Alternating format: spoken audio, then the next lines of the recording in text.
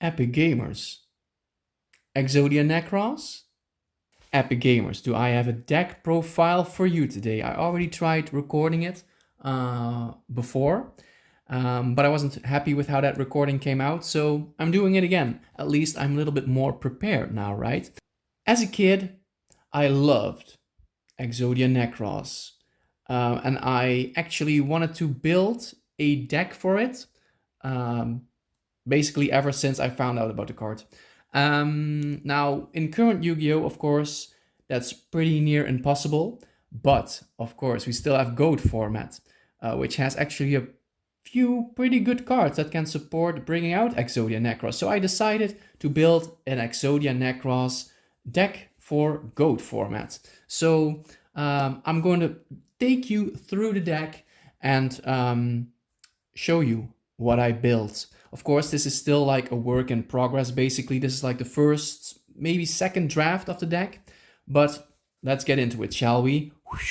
Okay, so we have Exodia Necross, our boss monster, which gains 500 attack every turn, can be destroyed by battle or by the effects of spell and trap cards.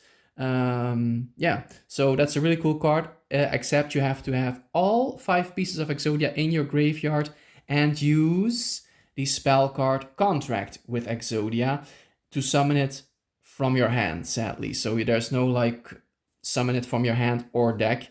You have to have it in your hand. So that's kind of like the bad part, right? So we run 2 Exodia Necross. The first ever draft of this deck ran 3 Exodia Necross and 3 Contract with Exodia, but during testing against myself, I noticed that I drew way too many Exodia Necross and Contracts without even having a piece in the graveyard, right? And you don't want that. So 2 Exodia Necross. We run, of course, a set of Exodia parts. It's funny, I collected Yu-Gi-Oh! Since I was 11, and this is literally the only set I have in my possession right now. I do have the Ultimate Rare Exodia head, but I don't want to put that in a deck. So we have this one from the Tokyo Dome Premium Pack, Secret Rare, and then these Millennium Rare limbs from, what was this? Millennium Box.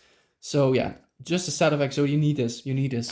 Then 2 contracts, like I said, only 2, not 3, because I drew into them way too much. So that's like the Exodia. Oh, sorry about the glare. What the hell? So that's like the Exodia engine or Exodia Necross engine. These are the cards you need to bring out Exodia Necross.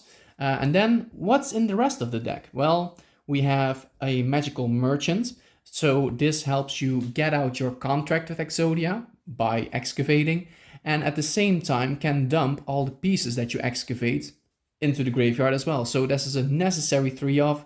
Nice, cool super rare from Champion Pack 5. Then we have a Metamorphosis. This one is really cool. I only ran 1 because I don't have enough space for more. But Metamorphosis is really cool because you can normal summon one of your limbs. Like if you have them in your hand, you have no way to discard them or get rid of them.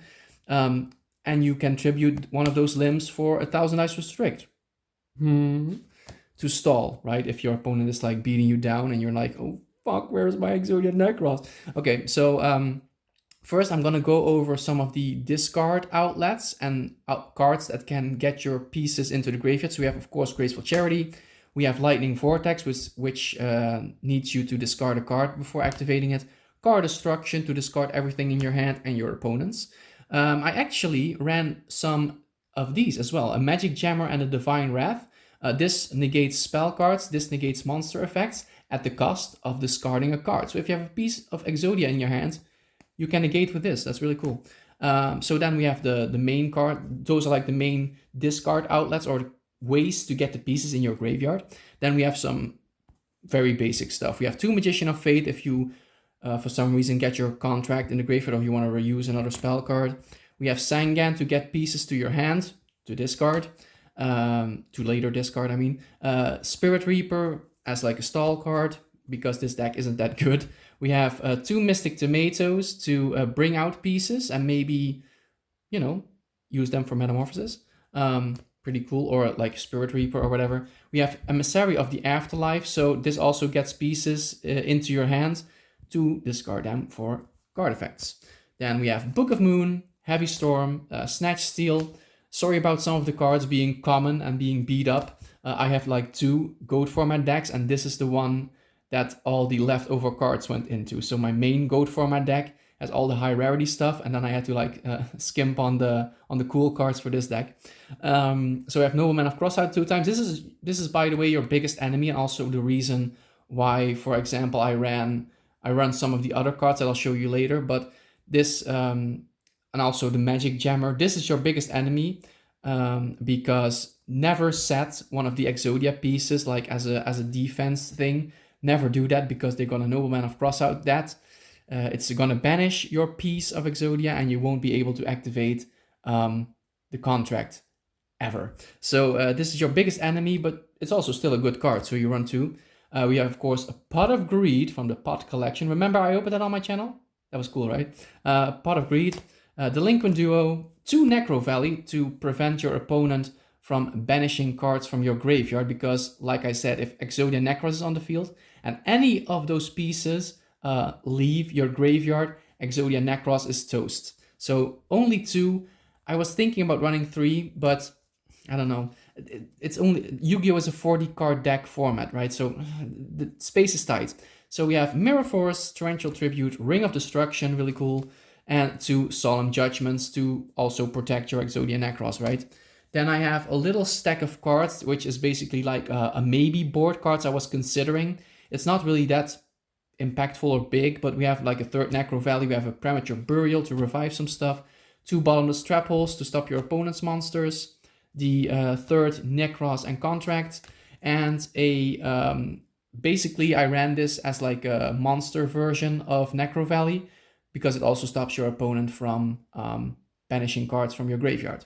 So these are basically interchangeable cards. If I notice something isn't running well and I think, ooh, Kaiko would fit in better, or some Bottomless Traples would fit in better, I can use this as like a little maybe board, right? It's what they call them in Magic. Then for the extra deck, basically the only card that matters in the fusion deck, I should say, right? I said extra deck, I'm way too modern. This is the fusion deck. We have 1000 Dice Restrict to summon off your pieces. I need more than 1, but bear with me. And then this extra deck is only 10 cards big, right? Because all the other fusion monsters are in my other goat format deck. But this is basically if you can snatch steal one of your opponent's monsters, you can metamorphosis into one of your own cards. Basically, that's the only thing this extra deck is for. And to metamorphosize, I guess, one of your pieces into 1000 Dice Restrict, or the head into Dragonus, the Wicked Knight, the Noble Knight, Dragonus or whatever. I don't know. Yeah, it's a short and sweet deck profile. Let me know what you think. I really like Exodia Necross, and I hope I can bring him out with this deck. Help is welcome, tips are welcome, comments are welcome. Make sure to like, comment, and subscribe. Exodia, obliterate!